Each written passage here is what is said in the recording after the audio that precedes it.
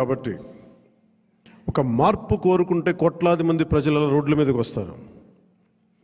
మనం చూసాం ఎంత నలిగిపోయామో మనందరం. ఇందాక పెద్దలు మనోహర్ గారు చెప్తున్నట్టుగా రోడ్డు మీదకి రావాలంటే భయపడిన సంవత్సరాలు అవన్నీ. ఒక పోస్ట్ పెట్టాలంటే భయం అందరికీ. ఏదైనా మాట్లాడి ఒక అభిప్రాయం చెప్పాలంటే భయం. పచ్చి బూతులు తిట్టేయడం, ఇంట్లో చిన్నపిల్లల్ని పెద్దని చూడకుండా భయపెట్టేయడం, క్యారెక్టర్ అసాసినేషన్ కేసులు.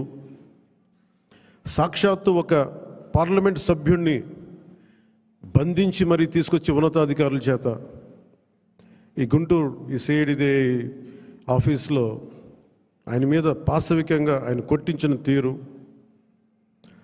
4 దశాబ్దాల సుదీర్ఘమైన అనుభవం ఉన్న ముఖ్యమంత్రిని కూడా, ముఖ్యమంత్రిగా చేసిన వ్యక్తిని కూడా, ప్రస్తుతం ముఖ్యమంత్రిగా ఉన్న శ్రీ నారా చంద్రబాబు నాయుడు గారిని కూడా జైల్లో పెట్టించి 53-54 రోజులు అలాంటి భయభ్రాంతులు చేసిన ప్రభుత్వం. రోడ్డు మీదకి ఒక నోరు తెరిచి మాట్లాడాలంటే భయం, అడ్డగోలు ఇసుక దోపిడీలు. ఇలాంటి నేపథ్యంలో 5 కోట్ల మంది ప్రజలకి వెన్నుదన్నుగా నిలబడింది జనసేన పార్టీ.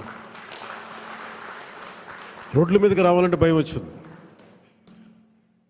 ఈరోజు మనకి 100% ఎందుకు వచ్చింది అంటే 5 కోట్ల మంది ప్రజలకి గుండెల్లో ధైర్యం నూరిపోసాం. మనం దెబ్బలు తిన్నాం మనందరం.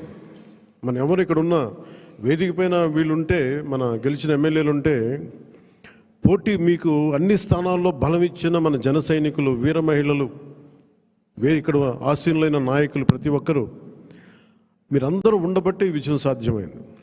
21 మంది ఎమ్మెల్యేలు ఇక్కడ మేము కూర్చోగలిగామంటే నాతో సహా అది మీ అందరి కష్టం, శ్రమ, మీ మేధో మదనం, మీ ఎలక్షనీరింగ్ కేపబిలిటీ. జన సైనికులు అసలు పోటీ చేయని చోట్ల, మనం పోటీ చేసిన చోట్ల జన సైనికులు చేశారు, వీర మహిళలు చేశారంటే అదొక మన కోసం చేశారు అనుకోవచ్చు. కానీ మన పోటీ చేయని చోట, మనం పోటీ చెయ్యని మిగతా 160 మన మిగతా అన్ని